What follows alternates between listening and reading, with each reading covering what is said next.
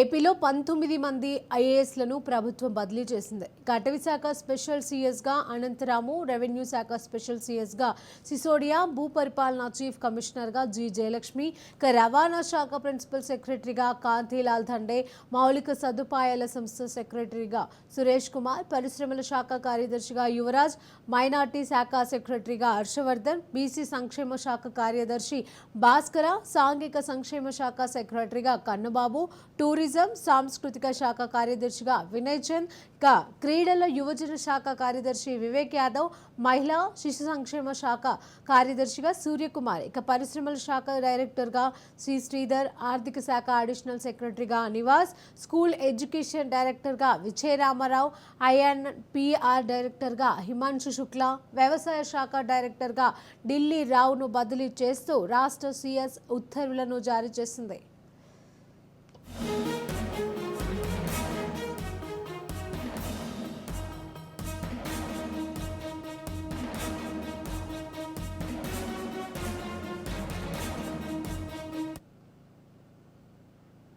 ఏపీలో కూటమి ప్రభుత్వం పాలనలో దూసుకుపోతుంది. ప్రభుత్వ యాంత్రాంగం పైన పూర్తి స్థాయిలో పట్టు సాధించే దిశలో ప్రభుత్వం ముందుకెళ్తోంది. ఇందులో భాగంగా ఇప్పటికే పలు శాఖలలో ప్రక్షాళన చేపట్టింది. సమర్థవంతమైన పాలన సాగించేందుకు అడుగులు వేస్తోంది. గత ప్రభుత్వంలో కొందరు అధికారులు వైఎస్ఆర్ కాంగ్రెస్ పార్టీకి అనుకూలంగా వ్యవహరించారనే విమర్శలు ఉండటంతో చంద్రబాబు సర్కార్ ఆయా శాఖలలో ప్రక్షాళన చేపట్టింది. అధికారులను బదిలీ చేస్తూ సంచలన నిర్ణయాలను తీసుకుంటుంది.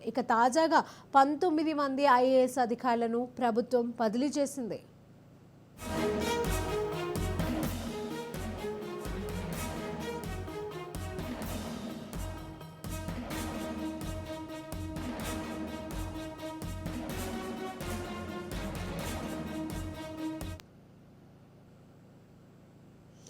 ఇదే అంశానికి సంబంధించి తాజా అప్డేట్స్ మా ప్రతినిధి శ్రీనివాస్ అందజేస్తారు. శ్రీనివాస్, ఏపీలో మరొకసారి ఐఏఎస్ బదిలీలు చేస్తూ కూడా ఉత్తర్వులు జారీ అయ్యాయి. మనం గత కొద్ది రోజులుగా చూసినట్లయితే కనుక ఆంధ్రప్రదేశ్ లో పూర్తి స్థాయిలో ఐఏఎస్ అధికారులను బదిలీలు చేస్తూ కూడా నీరబ్ కుమార్ ప్రసాద్ ఉత్తర్వులు ఇస్తున్నటువంటి పరిస్థితి చూస్తున్నాం. అందులో భాగంగా మరొకసారి ఏదైతే ఐఏఎస్ సంబంధించినటువంటి బదిలీలు చేస్తూ కూడా ఉత్తర్వులు జారీ చేశారు. ఈ ఉత్తర్వుల్లో మనం క్లియర్గా 19 వరకు కూడా ఈ ఉత్తర్వుల్లో బదిలీలు చేస్తున్నట్టు ఆయన ఆదేశాలు జారీ చేశారు. ఇందులో ప్రధానంగా మనం చూసినట్లయితే కనుక రాష్ట్ర వ్యాప్తంగా ఉన్నటువంటి సీనియర్ ఐఏఎస్ అధికారులు ఎవరైతే ఉన్నారో వాళ్ళందరినీ కూడా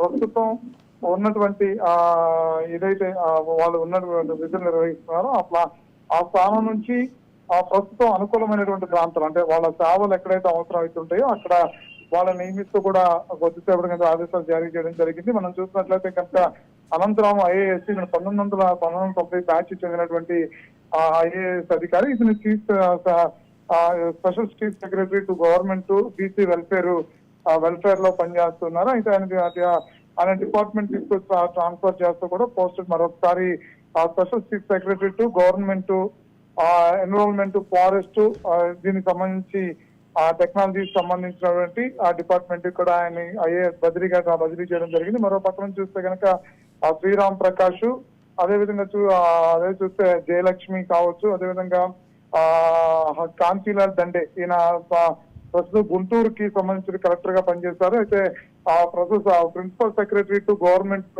ట్రైబల్ వెల్ఫేర్ దాంట్లో పనిచేస్తున్నారు. గత ప్రభుత్వంలో ఈయన కీలకమైనటువంటి వ్యక్తిగా కూడా పనిచేసినటువంటి పరిస్థితి చూస్తున్నాం. అయితే ఆయన తీసుకురావటం, ఆయన సీనియర్ ఐఏఎస్ 99 బ్యాచ్ చెందినటువంటి ఐఏఎస్ కాబట్టి ఆయన కూడా రోడ్స్ బిల్డింగ్ డిపార్ట్మెంట్ కి సంబంధించినటువంటి డైరీ రివ్యూయింగ్ దీనికి సంబంధించినటువంటి తీసుకురావడం కూడా జరిగింది. అంతేకాకుండా గిరిజా శంకర్ కావచ్చు, అదేవిధంగా సురేష్ కుమార్ ఐఏఎస్, సౌరభ్ కుమార్ వీళ్ళందరూ అంటే ఈ 19 మందిని కూడా కీలకమైనటువంటి chief secretary, special chief secretaries గాను, అదేవిధంగా సెక్రటరీ టు గవర్నమెంట్, అదేవిధంగా ఇంట్రెస్ట్ కావచ్చు, వెల్ఫేర్ కావచ్చు, బీసీ కావచ్చు, ఇతర శాఖలకు సంబంధించినటువంటి అన్ని బాధ్యతల్ని అదనపు బాధ్యతలను అప్పచెప్తూ కూడా వాళ్ళకి ఈ రోజు బదిలీ చేయడం జరిగింది. మరికొంతమంది అంటే ఇప్పటి వరకు కూడా రాష్ట్ర వ్యాప్తంగా ఉండేటువంటి ఐఏఎస్ అంటే కొత్త రాష్ట్రాలు ఏర్పడిన తర్వాత పూర్తి రాష్ట్రంలో కొత్త జిల్లాలు ఏర్పడిన తర్వాత ప్రతి జిల్లాకి ఒక ఐఏఎస్ నియమించినటువంటి పరిస్థితి ఉంది. కొంతమంది గతంలో కూడా మనం చూసినట్లయితే కనుక ఆ జాయింట్ కొత్త జేసీలకు కూడా పూర్తి స్థాయిలో ఐఏఎస్ గా బాధ్యతలు అప్పచెప్పడం చూస్తాం. మనం చూసినట్లయితే జేసీ మాధవిరాజుకి ఏలూరు జిల్లా కొత్తగా ఏర్పడినటువంటి ఏలూరు జిల్లాకి ఐఏఎస్ గా బదిలీ చేయడం, కొంతమంది ఐఏఎస్ ను ఇప్పటికే హోల్డ్ లో పెట్టాం. ఆ జిఏడికి రిపోర్ట్ చేసిన నేపథ్యంలో మరొకసారి చాలా అవసరం అంటే కొత్త మళ్ళొకసారి టీడీపీ గవర్నమెంట్ అధికారంలో రావడం, ఈ ప్రభుత్వాన్ని పూర్తి స్థాయిలో సీనియర్స్ తో కూడా అడ్మినిస్ట్రేషన్ బ్లాక్ లో నడపాలంటే కనుక కంప్లీట్ అనుభవం ఉన్నటువంటి ఐఏఎస్ కావాలి. కాబట్టి అందరినీ కూడా మరొకసారి బదిలీ చేసినటువంటి పరిస్థితి కూడా కనిపిస్తుంది. Right, thank you Srinivas.